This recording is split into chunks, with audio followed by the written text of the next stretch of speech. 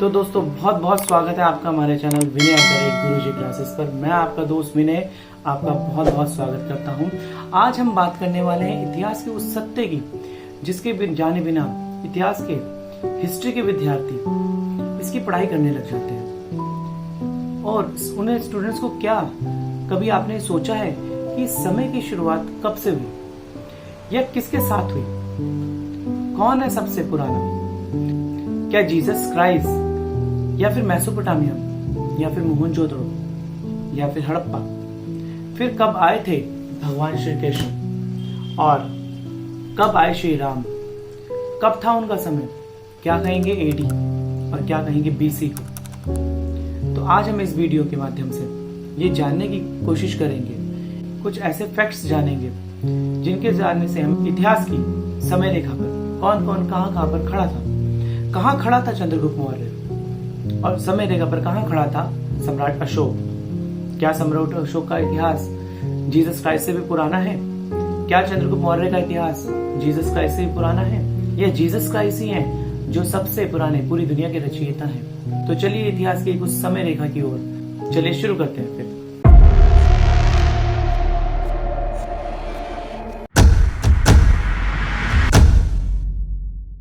आगे अब हम इतिहास के समय रेखा पर चलिए शुरू करते हैं।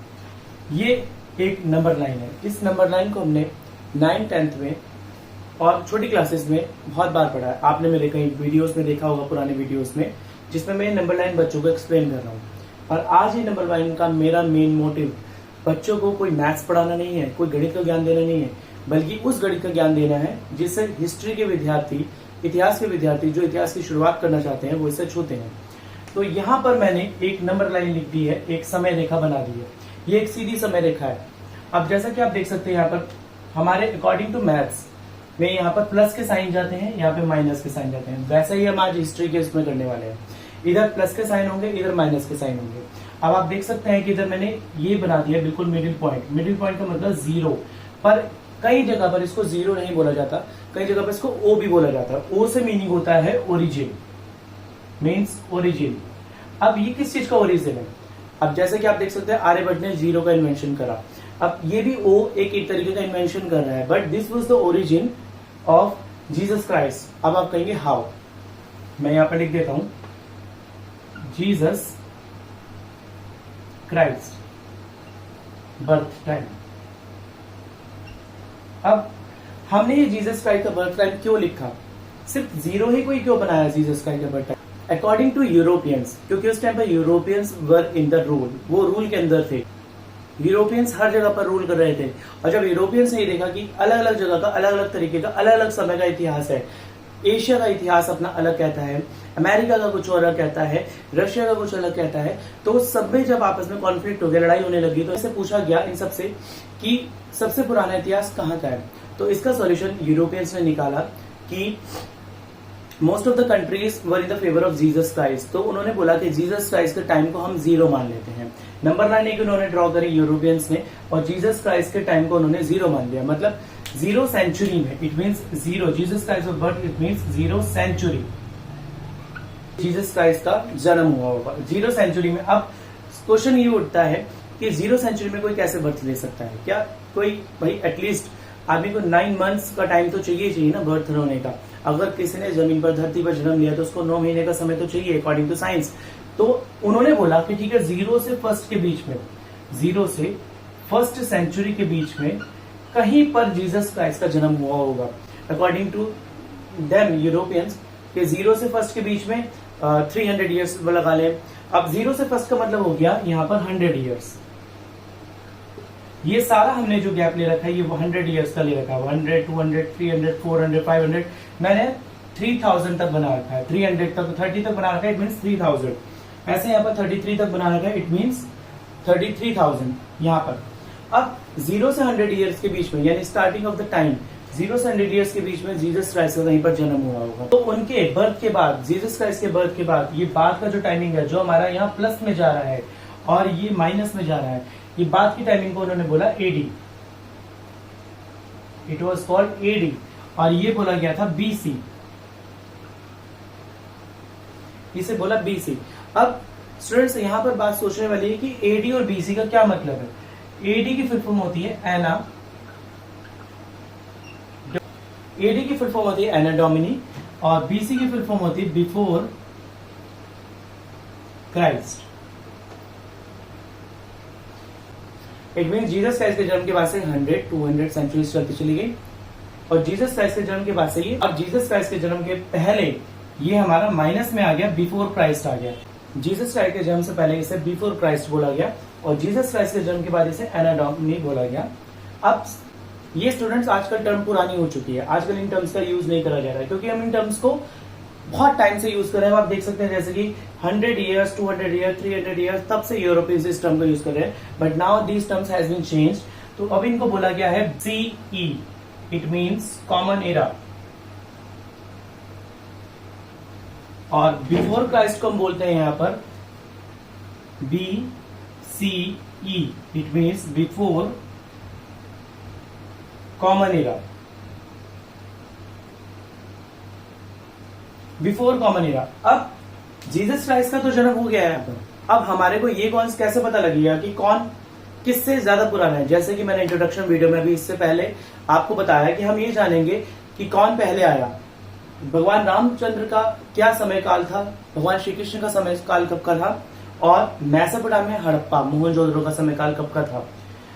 यहाँ पर स्टूडेंट्स एक और बात सुनेंगे, जैसे कि 0 से 1st सेंचुरी के बीच में कहीं पर जीसस क्राइस्ट का जन्म हुआ, तो इसीलिए जब फर्स्ट स्टेप आगे लेके हम 0 से 1st सेंचुरी लेते हैं यहाँ पर, सो इसीलिए बोला गया कि 20th आज हम 21st सेंचुरी में जी रहे हैं, जबकि हमारा 2020 चल रहा है, 2023 के अंदर हम चल रहे हैं इस टाइम पर हम बोलते हैं 21st century. Why do not we call it 20th century? Because 0 से 1 के बीच में फर्स्ट सेंचुरी होता है, और 20 से 21st के बीच में हमारा ये रहा, 20 से 21st के बीच में 20 to 21st, it is called 21st century.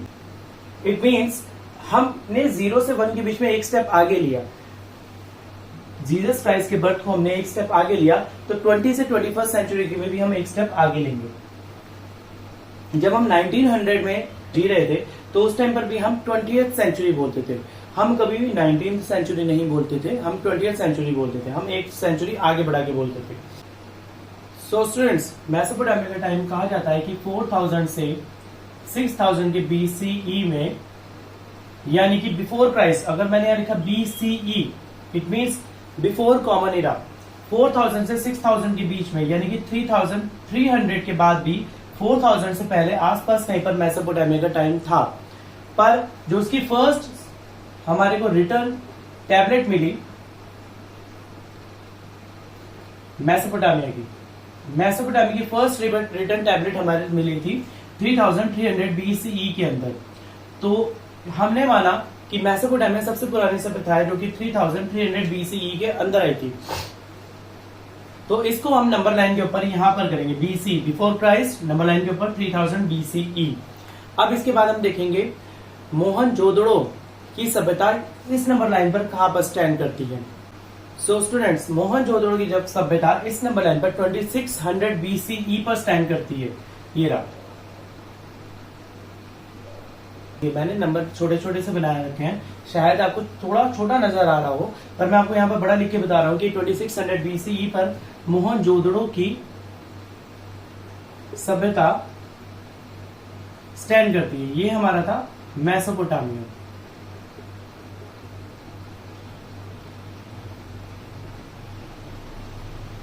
ये हमारा मेसोपोटामिया, ये हमारा मोहनजोदड़ो। 2600 से 1900 तक मोहनजोदड़ो की सभ्यता भी सिंधु घाटी की सभ्यता पर साथ साथ चल रही थी। सिंधु घाटी की सभ्यता पर हमारा मोहनजोदड़ो, मेसोपोटामिया और हड़प्पा सभ्यता आ रही थी। अब हड़प्पा सभ्यता यहाँ पर कहाँ स्टैंड करी थी? हड़प्पा सभ्यता भी सिंधु घाटी की सभ्यता पर 3300 BCE से 1300, जो कि हमारा यहाँ पर आ जाएगा नंबर लाइन पर 1300 BCE तक आ रहा था। 3300 से 1300 BCE तक हड़प्पा आ रहा था हमारा। 1300 BCE पर हमारा हड़प्पा सभ्यता यहां पर स्टैंड करती है नंबर लाइन पर।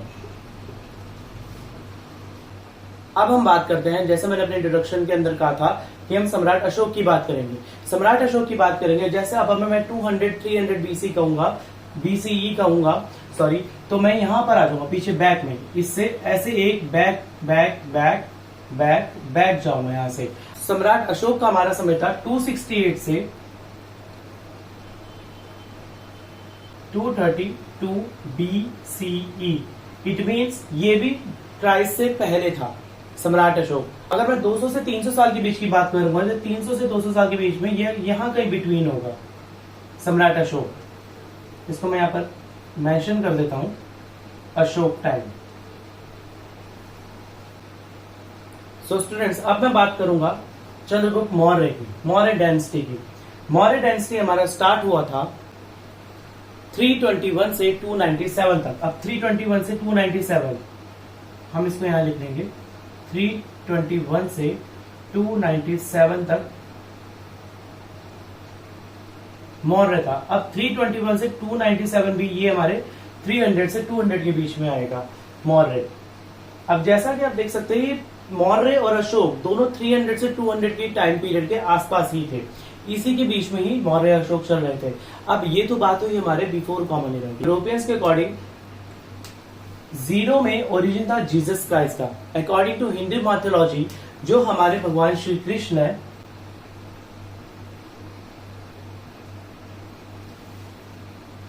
इनका इतिहास 5000 साल पुराना है। अब भगवान श्री कृष्ण, अगर मैं नंबर 9 पर देखूंगा तो ये 3000, अगर मैं यहां से 3300 यहां पे हटा देता हूं और इसको यहां पर थोड़ा सा और एक्सटेंड कर देता हूं, तो ये 4000 हो जाएगा, यहां पर 5000 हो जाएगा। तो इससे भी पहले का इतिहास है हमारा भगवान श्री कृष्ण का, यानी कि मैसोपोटामिया से भी पहले भगवान श्री कृष्ण का इतिहास हमारे को समझ में आता है। पर अगर मैं बात करूं श्री राम के जन्म काल की, तो इनका इतिहास 7000 साल पुराना है। 7000 साल पुराना। अगर मैं यहां से और नीचे आ जाऊं, 6000 एंड 7000,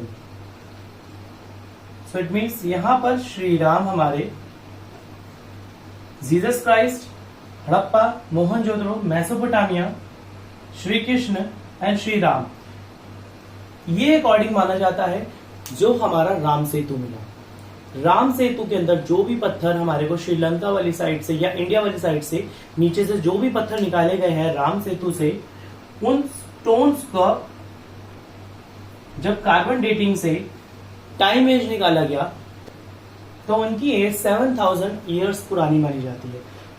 तो इसलिए हमारे को नंबर 9 पे यहां से पता लगता है कि 7000 ईयर अगर हम आ रहे हैं तो यहां से ऐसे टर्न करके ये लास्ट हम राम सेतु, इट मीन्स कि राम इरा, श्री राम इरा के टाइम पर हम यहाँ पर पहुंच जाते हैं। अब ये तो सारा टॉपिक हुआ हमारा बिफोर कॉमन इरा का। अब थोड़ा सा हम जान लेते हैं कॉमन इरा के बारे में। तो चलते हैं कॉमन इरा की नंबर 9 की ओर, कॉमन इरा की समय सार की ओर। सो स्टूडेंट्स, कॉमन इरा के अंदर सबसे फेमस टाइम जो था हमारा, वो था मुगल काल।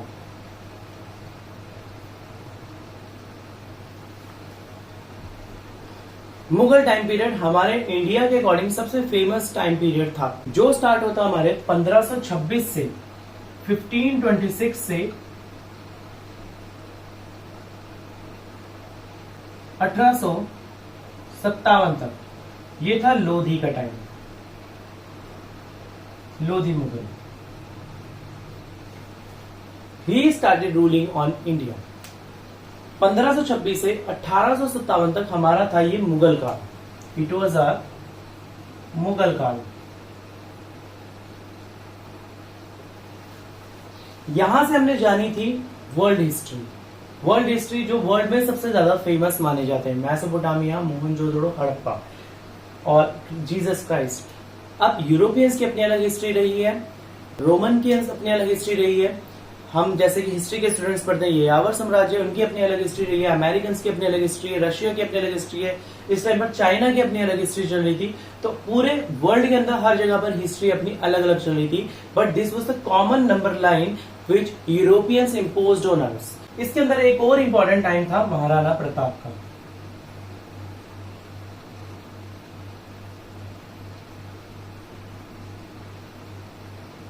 जो था 1572 से 1597 तक, 1572 से 1597 तक ये टाइम था महाराणा प्रताप का। ये मुगल काल के टाइम के पास ही था महाराणा प्रताप का भी समय।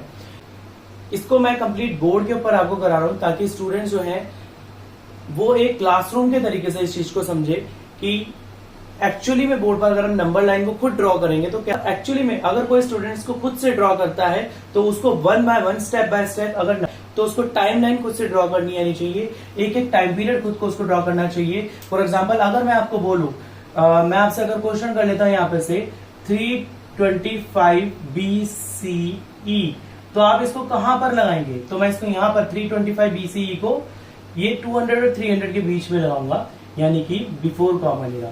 दैट इज वाई मैंने इसको महाराणा प्रताप का आपका टाइम पीरियड बता रहा था। 1572 से 1597 तक का महाराणा प्रताप का टाइम पीरियड था। मुगल्स का टाइम पीरियड स्टार्टिंग था 1526 से 1857 तक, और इन मुगल्स में भी सबसे ज्यादा फेमस टाइम था 1526 से 1605 का, जो था अकबर का टाइम पीरियड। अकबर का टाइम पीरियड 1526 से 1605 अकबर का टाइम पीरियड टाइम लाइन के ऊपर सबसे फेमस टाइम पीरियड है हमारे इंडियन हिस्ट्री के लिए, because that was the time when Mughals were on their peak. Students, अब मेसोपोटामिया को इस वाले टाइम पीरियड को हम कह सकते हैं इसकी अर्ली एज, ये टाइम पीरियड हो सकता है हमारा मिडिल एज, और ये टाइम पीरियड है हमारा लेटर एज। तो फ्रेंड्स, इसी के साथ ही हमारी यहाँ पर ये समय की सैर खत्म होती है। आशा करता हूं कि आप इस समय की सैर को मेरे साथ कर पाए होंगे और समझ पाए होंगे कि अगर इतिहास के पन्नों को अगर हमें अपने कॉपी के पन्नों पर छापना है तो one by one step by step कैसे छाप पाएंगे। यहाँ पर सारा आपकी सैर खत्म होती है इतिहास की मेरी तरफ से। आशा करता हूँ आपको मेरा वीडियो पसंद आया होगा, और अगर आपको मेरा वीडियो पसंद आया तो प्लीज कमेंट सेक्शन में जरूर मुझे बताइएगा कि आपको मेरा वीडियो कैसा लगा। अब मिलते हैं नेक्स्ट वीडियो में ऐसे ही कुछ अन्य दिलचस्प किस्से लेके, हिस्ट्री से रिलेटेड या पॉलिटिकल साइंस से रिलेटेड आपको कुछ नए किस्से, कुछ कहानियां बताऊंगा मैं, जिन्हें जानकर आपको अपने सब्जेक्ट या अपनी स्टडी में समझने में, जानने में और मदद मिलेगी। तब तक के लिए आप इजाजत दीजिए। आप सबका बहुत बहुत धन्यवाद। नमस्कार।